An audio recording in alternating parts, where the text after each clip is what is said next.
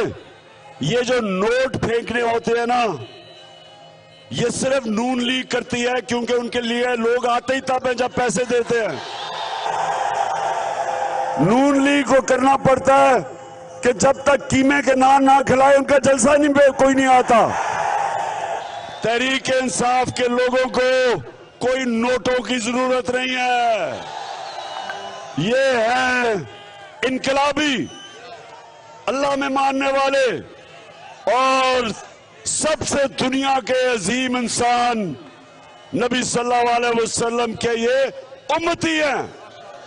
ये वो लोग हैं जो इंशाअल्लाह एक दिन दुनिया की इमामत करेंगे।